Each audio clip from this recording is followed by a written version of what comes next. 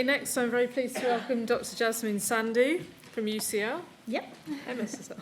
Same thing. Same thing. Okay. Who's going to talk to us about outreach, a postdoc's perspective. Okay, great. Thank you. Thank you. So I'm Jasmine Sandhu, and firstly I'd like to thank the RES for giving me this opportunity to talk to you all today.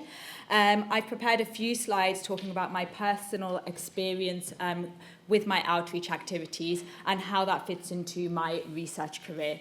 I'd also like to just at this moment thank both Will Dunn and Andy Smith for their help in a lot of the work which I'm going to present today. So if we go to the next slide. So I'll start off with just a bit about myself, introduce who I am. I'll talk about some of my research interests, and then I'll touch on what motivates me to do outreach and highlight one particular project which I'm currently involved with. I'm Jasmine. I conducted my undergraduate and PhD at the University of Leicester, where I was using cluster data to explore cold plasma dynamics in the terrestrial magnetosphere. Following my PhD, I started a postdoc at the Mullard Space Science Laboratory, pictured here on the right, located in the beautiful Surrey Hills. So MSSL is UCL's Department of Space and Climate Physics, and specifically I work in the Space Plasma Physics group. I predominantly use data from the Van Allen probes mission to explore our inner magnetosphere. And alongside those research activities, I'm also part of the MIST community. So MIST stands for Magnetosphere, Ionosphere, and Solar Terrestrial Science. I'm currently Vice Chair of MIST Council, and my activities on Council mainly focus on supporting early career researchers and promoting their work amongst the community. So I'll just briefly overview my research interests. So I'm trying to understand this region around our Earth called our magnetosphere, where we have our global geomagnetic field, and that field is populated with plasma coming from our ionosphere. And as shown in this picture, our magnetospheric environment is very strongly coupled to the solar wind. And this interaction creates a very dynamic system, and it strongly controls how plasma and energy is circulated throughout the system. At times when that coupling is very strong, we can generate these very active conditions, which we call geomagnetic storms. And because we have these multiple sources of plasma from both the ionosphere and the solar wind, when we look at the inner magnetosphere, we kind of get a mix of coexisting plasma populations. I kind of like to think of it as a soup of plasma. And we can differentiate between all those populations by looking at their characteristic energies. So the very low energy plasma, the cold plasma, we call the plasmaspheric population, and observations of that are shown on the left. And then if we move up a bit in energy, we have the ring current population. And the ring current is particularly interesting because when we have intensifications in that population, it can dramatically distort our global geomagnetic field. And then moving up to even higher energy, so these are mega electron volt energies, we have the radiation belt population. And during geomagnetic storms, these radiation belt electrons can be energized to hazardous levels. And it's really a key goal of our community to be able to understand the dynamics of the radiation belts and be able to predict that too. But what I really want to highlight on this slide is that all these coexisting populations are interdependent, and they shape one another through a variety of different wave-particle interactions. So in order for us to be able to predict radiation belt dynamics, we really need to have a cohesive understanding of how all of these different populations vary. So alongside my research activities, I also participate in different outreach activities. And so when I'm talking about outreach and public engagement activities, it's really things which bring science and research to groups of people outside of our scientific community. My experience doing outreach is by no means extensive, but I've just summarized sort of a few key things that I do on this slide. My experience mainly focuses around engaging with school students and children. So, for example, this picture on the right shows a recent workshop I did with Year 5 students at Wimbledon High School. And this was a magnetometer workshop. So we built a magnetometer using a plastic bottle, and they're going to be taking readings of that over the next few weeks. And alongside that magnetometer building, we also spoke about magnetism in the context of the solar system. So we talked about our own magnetosphere and planetary magnetospheres too. Another example is shown in the middle here, where I'm talking about a rocket experiment. So this is an experiment. It's a very simple experiment, but it's very, very engaging and effective. And we've done that with children ranging from ages of about 6 up to 18. And for all of those groups, they find it very engaging.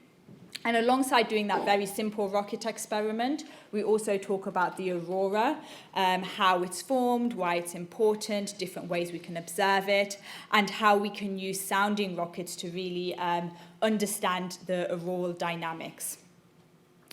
So those two examples are kind of examples of smaller workshop-based activities where we kind of have a comparatively long period of time, maybe an hour or so, with a fixed group of people.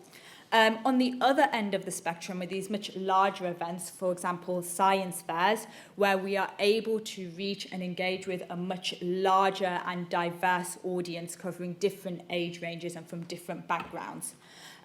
So some examples of those are the Big Bang Fair, a fair organised by the Bounce Back Group, and also an upcoming fair at the National Space Centre. So we're able to reach larger audiences, but perhaps sometimes the time which we have with a particular person is comparatively shorter. So essentially what I'm trying to illustrate on this slide is that the range of outreach activities is very broad, and the groups of people which we can engage with can be hugely varying. And really, the types of outreach activities which we choose to do and the way that we do outreach really comes from our motivations. And these will vary from person to person. So I can only really talk about my own personal motivations. And for me, the primary reason why I get involved in outreach and participate in these activities is from a desire to change and shape our community for the better. There's countless studies which have shown that certain demographics in our research community are severely underrepresented. And so perhaps through outreach, we can find a way to encourage, inspire, and equip students from a broad range of demographics and backgrounds to study physics, and then hopefully, in time, that will lead to a change in our own research community. And studies have shown that this underrepresentation starts quite early on. So, for example, this plot on the left shows results from an IOP study. In green, we have the number of girls who are undertaking physics A-levels, and in red is the number of boys. So we can see that already at A-level stage, we've got this underrepresentation of females. And that carries on throughout the whole system. The numbers for people undertaking undergraduates in physics is around 20%, and then the recent RAS demographic survey showed that the number of professorial positions in the UK held by females, that's again around 20%. So perhaps if we change things at an earlier level, it will filter through. And I've mentioned gender here, but we see these same underrepresentation across different demographics too. So, for example, the number of undergraduates from Black, Asian and minority ethnic backgrounds is around 5%. And then when we take that up to UK permanent staff, that number falls to about 5%. So this is outreach is really a way which we can help to change that from the grassroots up. And for me, I think this outreach kind of goes hand in hand with community activities, as well as encouraging students to study physics and bring them into our research community. We really need to make sure that our research community is a place which welcomes diversity. So, for example, this plot here on the right from a recent Wellcome report into research culture shows that certain demographics are more likely to fall victim to bullying, harassment, and discrimination. So we really need to make sure and work on both factors, outreach as well as our own research culture. So I've talked a lot about underrepresentation as a motivation, but there's also a number of different motivations for doing outreach. For example, we can develop our own personal skills. I found outreach a great way to develop my communication skills. Often in these activities, we need to be able to communicate why our research is important in a very limited time frame using very simple and concise language.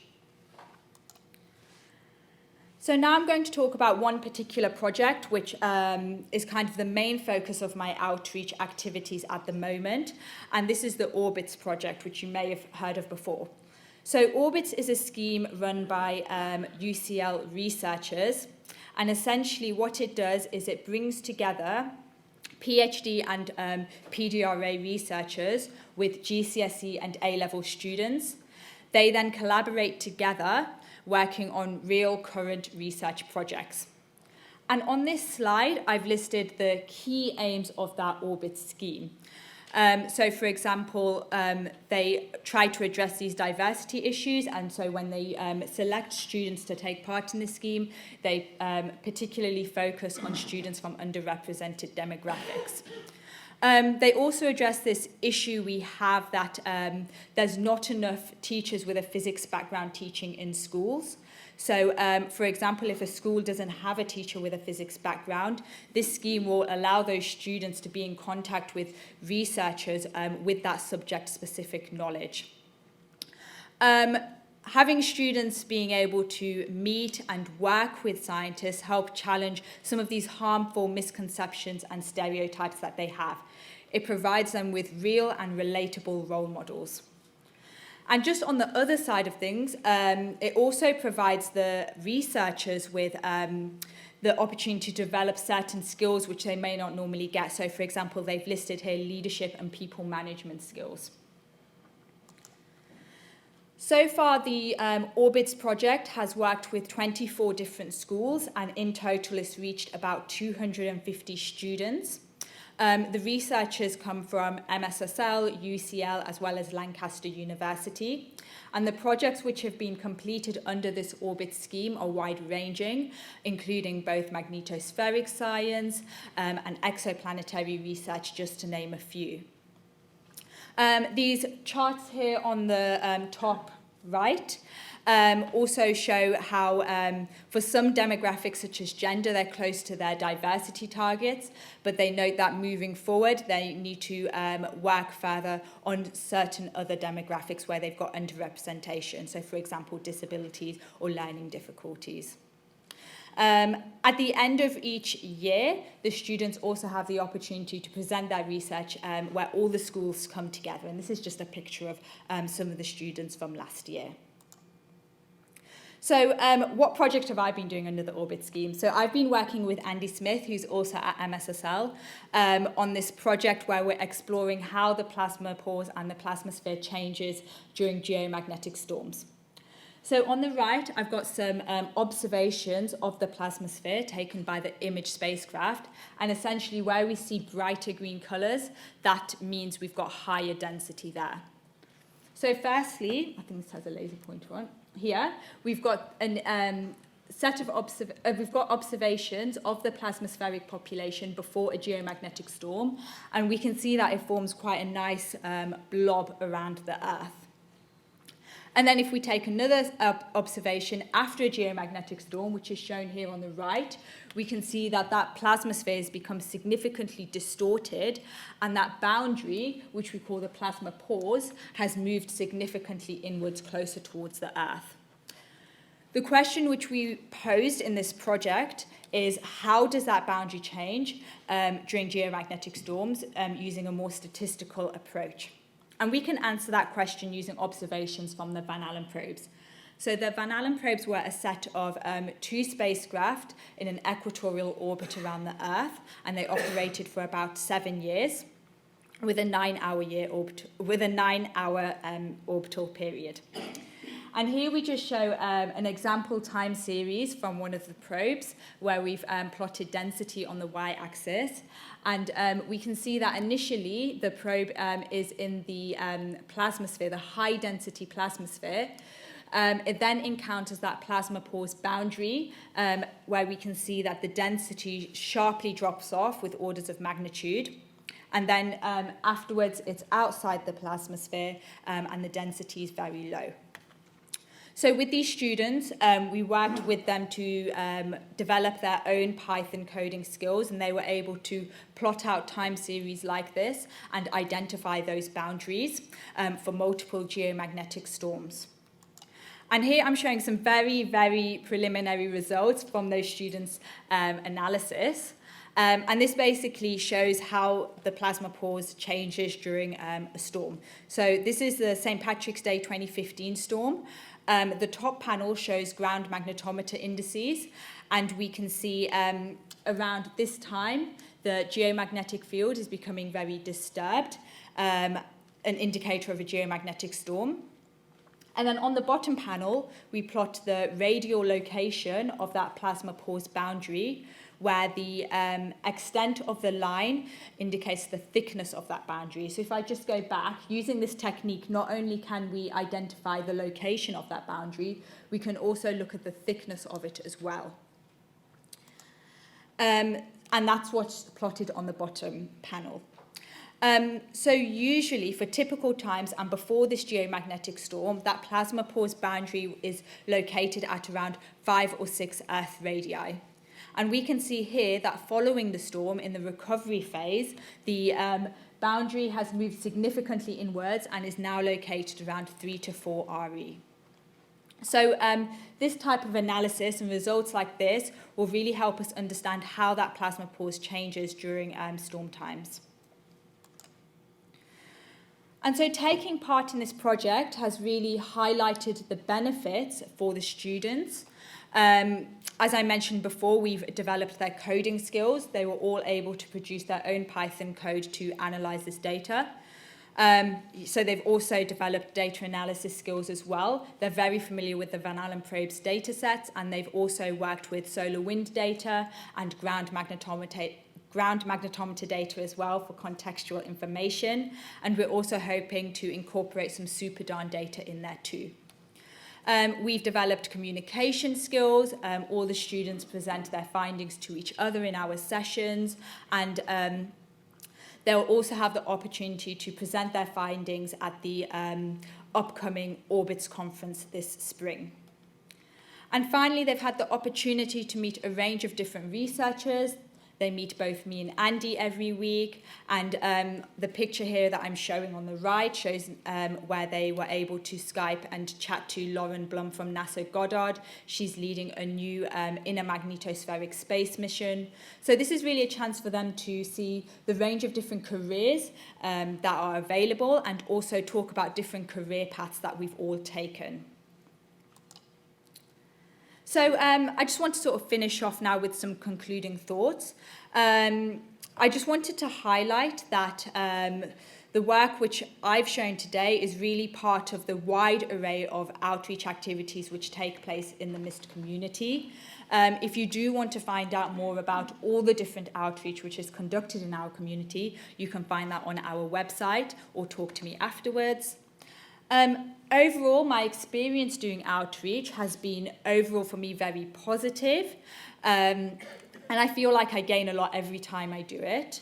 However, as with anything, there's also downsides, and for me, a major challenge is time management. Sometimes I feel that anything which takes time away from sort of my core research projects kind of sets me back, because we're in an increasingly competitive climate where often I feel we're just judged on the number of publications we have. However, this Orbitz project kind of brings a new view to that, bringing outreach and research closer together. The project is obviously very strongly aligned with my own research goals and research interests, and we're doing new research which will lead on to more publications as well. So really, I think as a community moving forward, we really need to understand what are the major challenges which we face doing outreach, and does bringing outreach and research closer together help? How will that affect how we do outreach in the future? I think as a community, maybe we need to reassess how we see outreach. So often is seen as sort of an extracurricular activity, and maybe we need to change the way we see that in order to appreciate its benefits and the value it brings to our own research. Okay, that's all. Thank you.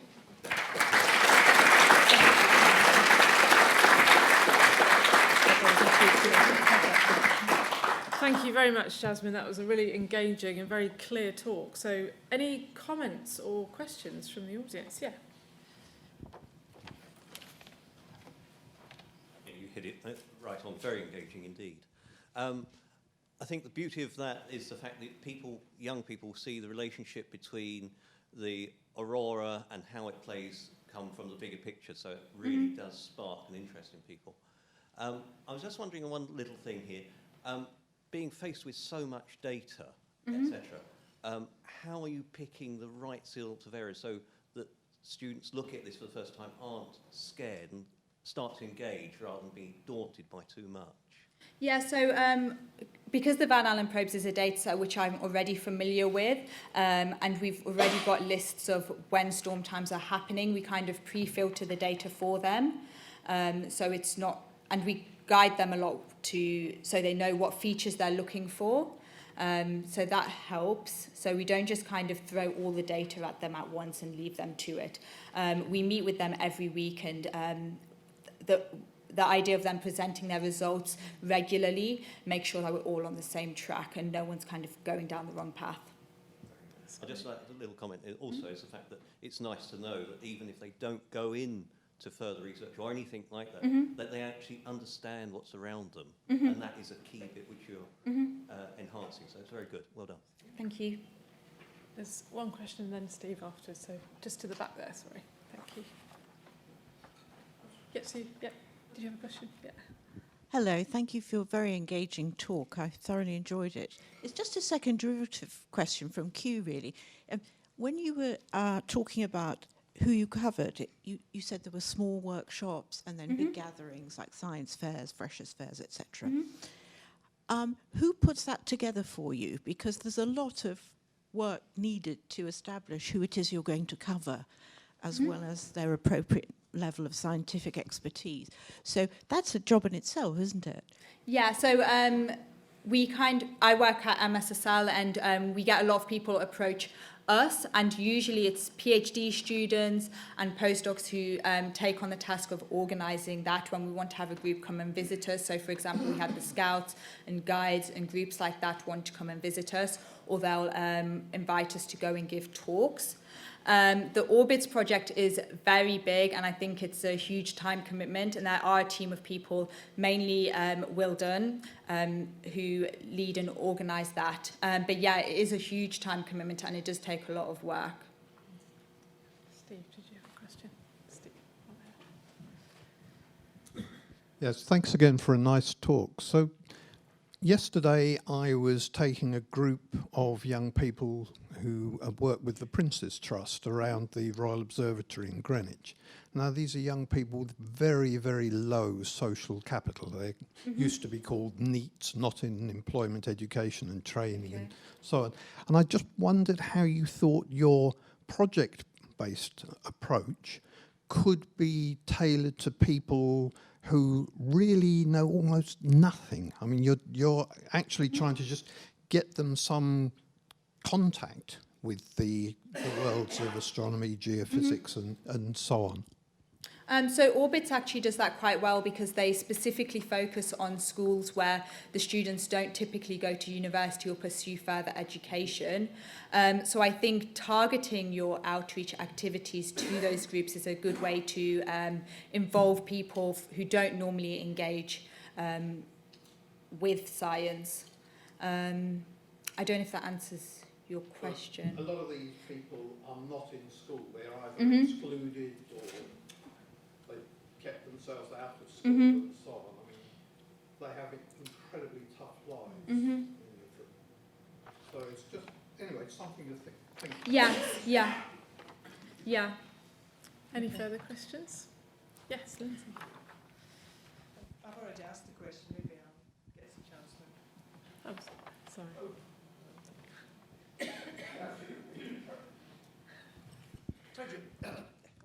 Thank you very much indeed. The point, I think, is a very, very relevant one regarding outreach. I'm involved also in this too with astronomical societies and things like that. But it goes right across the educational board. You have people not only ignorant in science, but ignorant in all sorts of subjects, and people who are brought up in communities where it's assumed that they are no-hopers, that they will either sign on, work for Deliveroo, or something like that. And I think what we need to do, and this is especially the case in my own native Lancashire, where lots and lots and lots of kids literally are on the scrap heap by 18 or 19. There's no factory work for them or anything like that. And I think what is essential is to actually have an increase of general educational access right across the board. And I think we need that. And I say that with personal experience, because I personally was a kid like them, and I was destined originally for the factory or the pit.